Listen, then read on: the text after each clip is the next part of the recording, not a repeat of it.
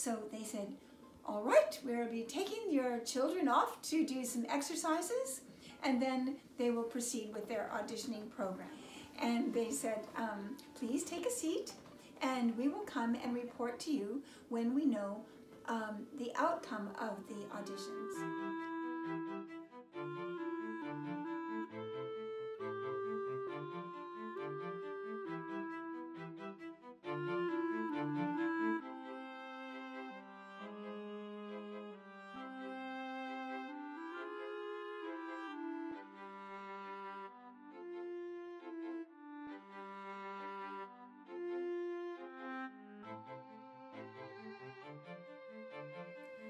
He proceeded to read the names. He went through the A's and the B's and the C's.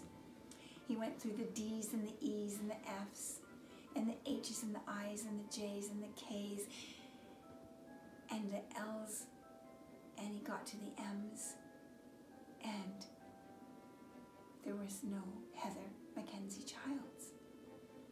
And then I thought, well, did I miss it? Was it in the H's where he maybe read her first name? But I didn't recall hearing it. But I thought, well, I'll keep listening. And then I thought, oh, well, in England, maybe these Mac names, the Scottish names, are a separate group. And so I went from the M.A.'s and the M, and then it went to the M.C.'s. And I thought, but it didn't go to the M.A.C.'s.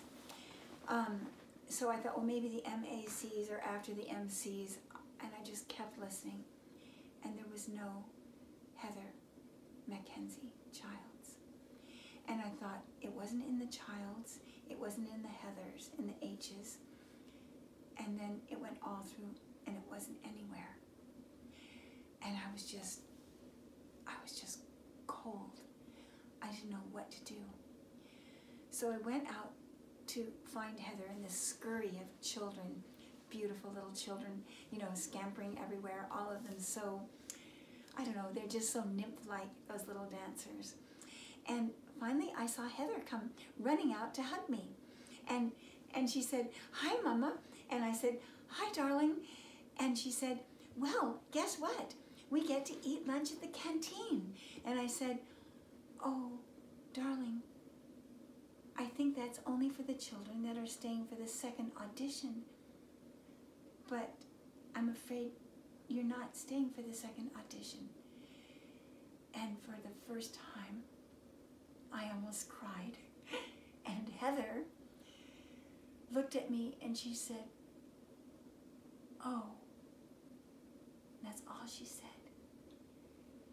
So I just thought, I don't know why I thought, I didn't think. I just took her little hand and I walked over to a stairwell where there wasn't anybody.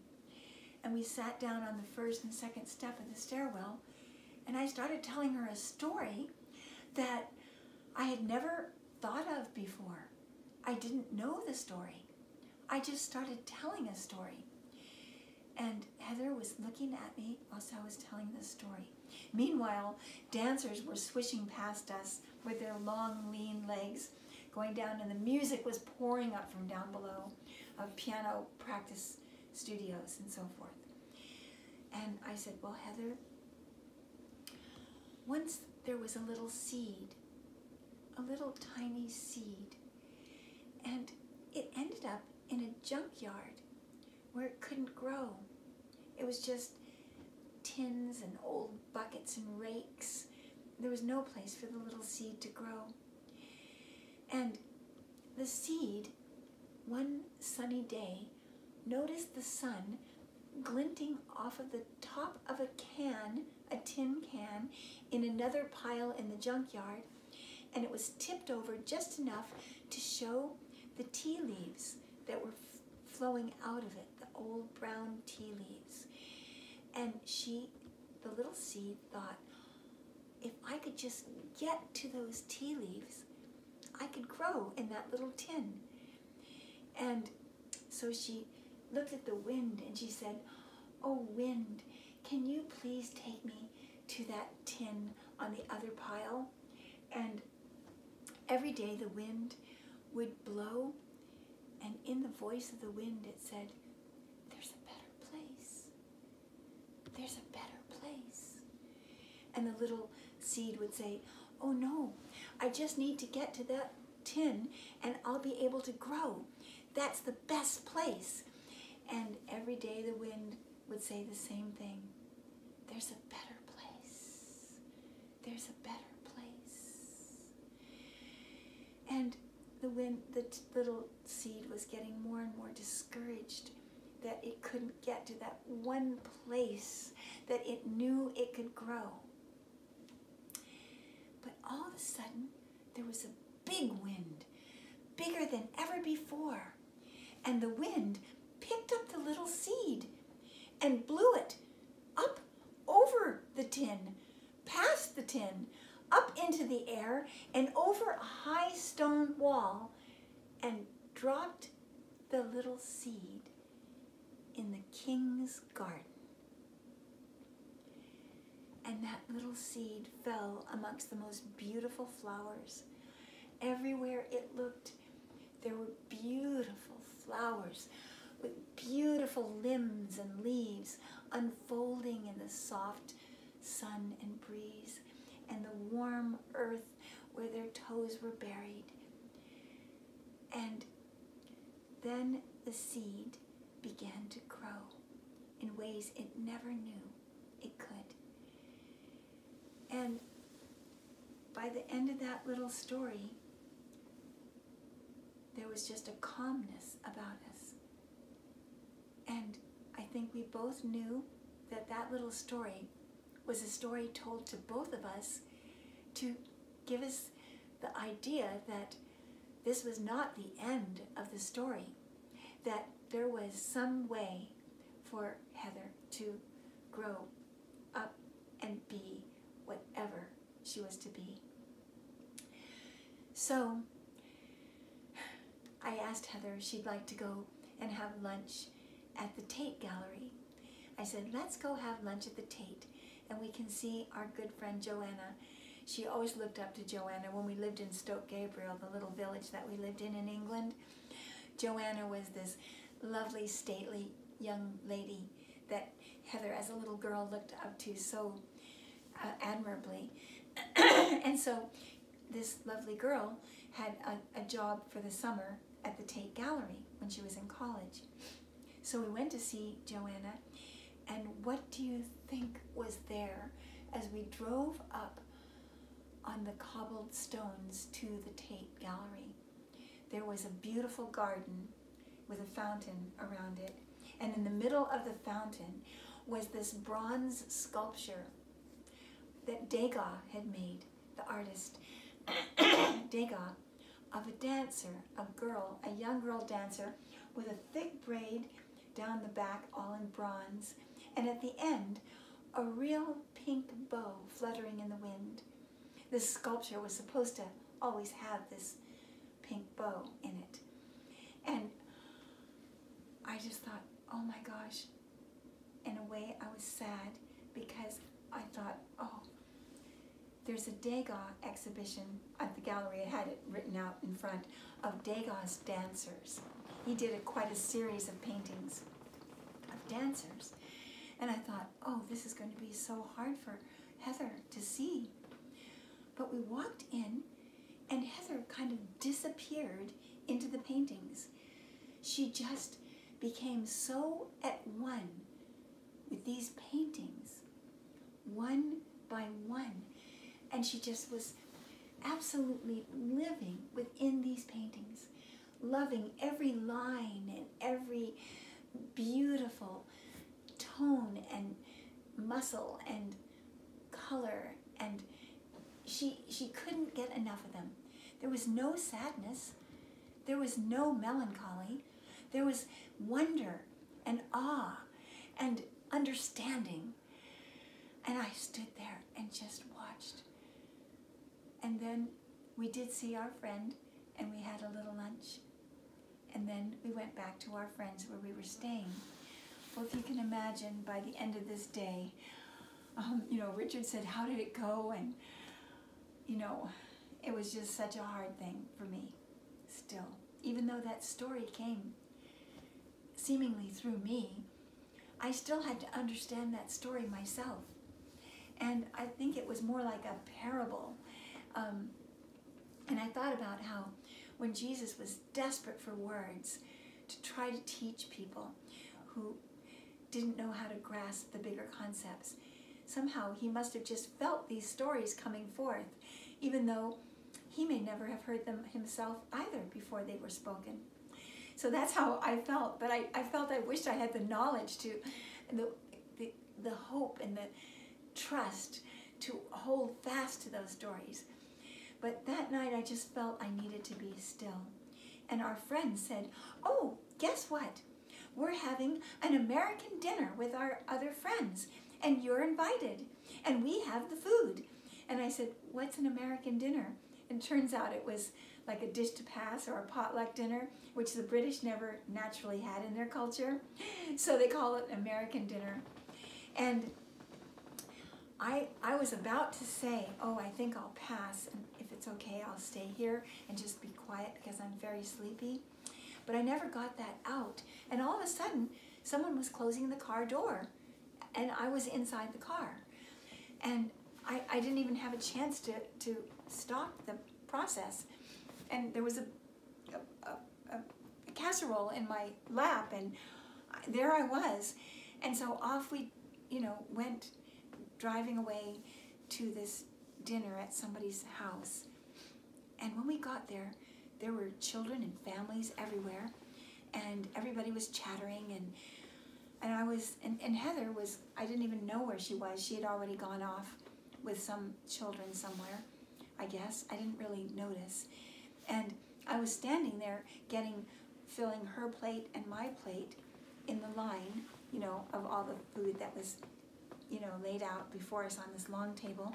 And all of a sudden, a lady leaned around from behind me, about 3 people down from me. She would be down this way. And she said, "Excuse me, is that your child over there?" And I said, "Oh, yes. Her name is Heather." And she said, "Oh, well, my eldest daughter was teaching her in her exercising class before her audition today at the Royal Ballet School." And I almost dropped the plate. I thought, oh gosh, I wasn't going to tell anybody. I wasn't going to get involved in telling anybody. I wasn't ready, and I just wanted to be still. And I said, "Oh, well, Heather didn't pass the audition." And she said, "Oh, I know." And I said, "Oh, yes, of course." And she said, "Do you know why?" And she said, "Because there's a better place." That lady said that to me. There's a better place. She said, "Come, sit with me. I'll tell you all about it." So I went and sat down with her. And this lady proceeded to tell me that all 3 of her daughters had gone to the Royal Ballet School. But the last daughter, the 4th daughter, had not started entering yet. And they were so upset with the education their children got at the Royal Ballet School that they felt it was a wrong way for children to develop. And her eldest daughter became a member of the corps of the Royal Ballet, which is quite a rare thing. But the others were really looked over, and she said, "The education is very weak. There's almost none of it. And these children are raised to be instruments of the Royal Ballet." And she said, it's fine for those who are going to become that actually fit the exact size, dimensions, everything of this core line of the dancers all have to be exactly the same. And she said, or at least in some gradations, they were able to arrange them.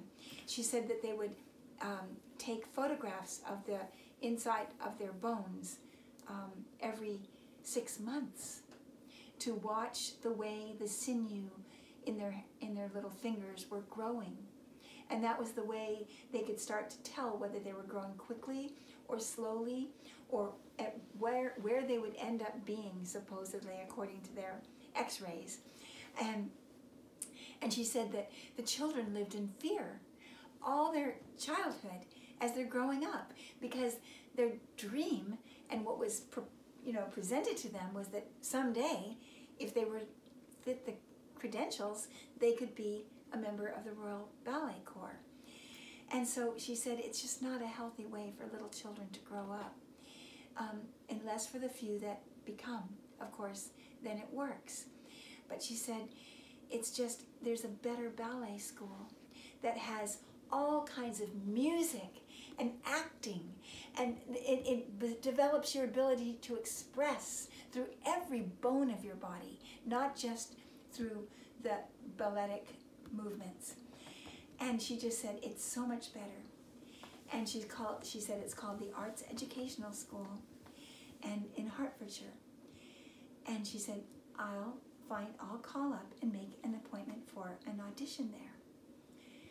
So I thought, well, this must be a message that's just right for Heather, because I wanted her to have a happy childhood. I didn't want her to have all this anxious thought, and that I was already feeling, it just felt so wrong. And so it was a wonderful thing, because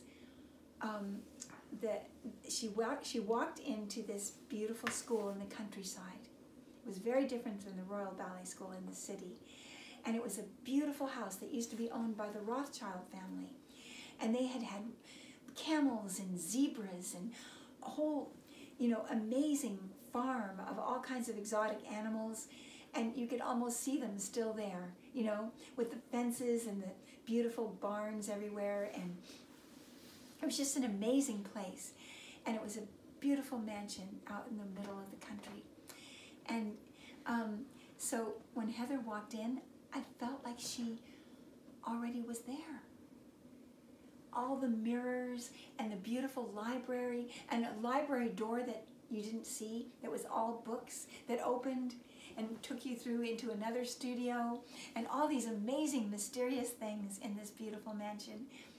Anyway, and a beautiful piano played, and the headmistress came to meet Heather, and she was quite a character, and she took Heather in for her audition, and she had a beautiful audition, and Heather performed in her prime. I didn't see it. That's one thing about in England, they don't let you see anything that they are doing with the children. They keep it with no parents watching. They feel that it's the best way for the child to perform, with not being with an audience of any kind, or any kind of anxious audience especially. So I had to wait, but I just felt embraced. And so she was accepted to go there. Well, the lady from the American dinner said, well, I have all these uniforms from my daughters that Heather can have for every age and size and shape. And the uniforms they have spring uniforms and autumn uniforms and summer uniforms and winter uniforms and every hat and every shoe to go with every stage of the year.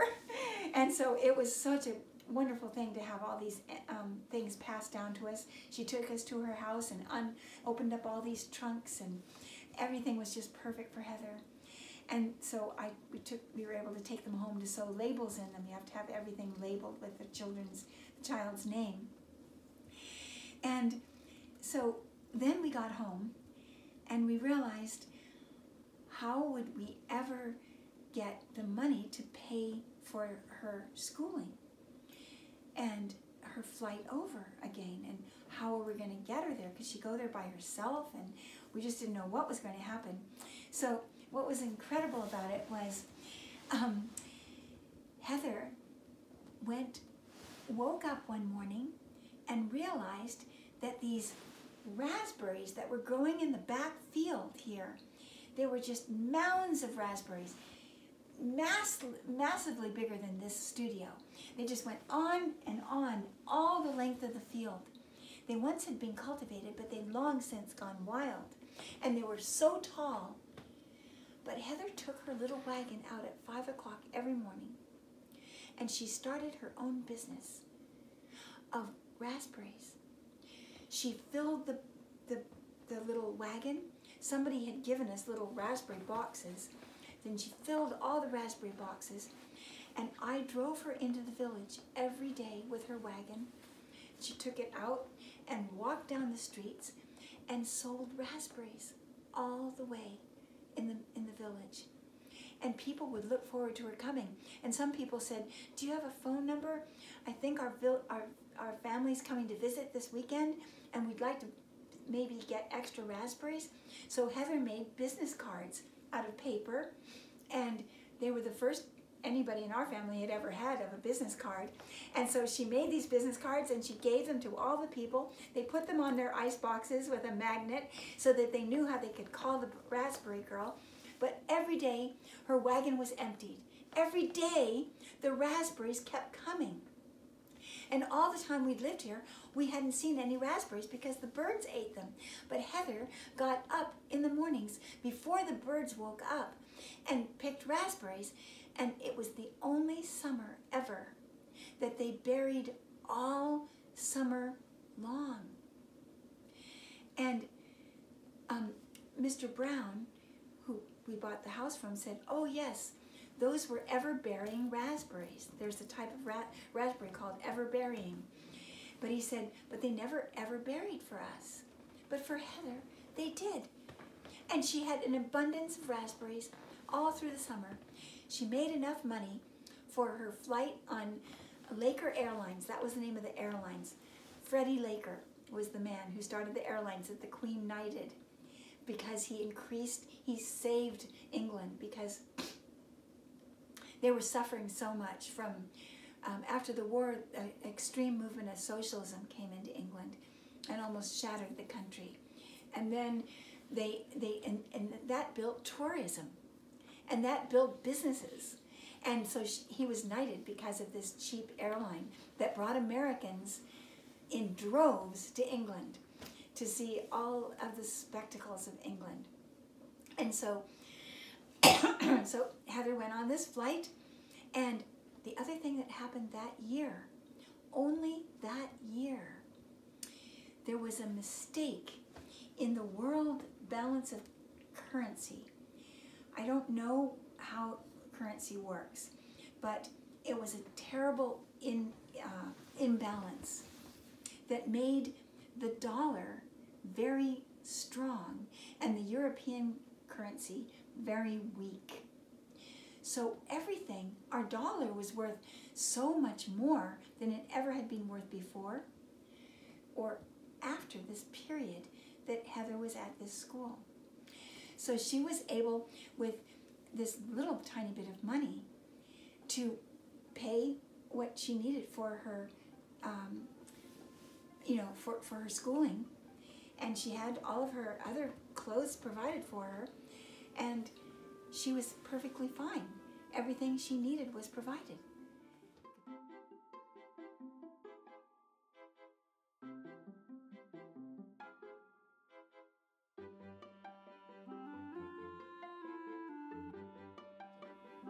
Goodbye now. I'll talk to you soon.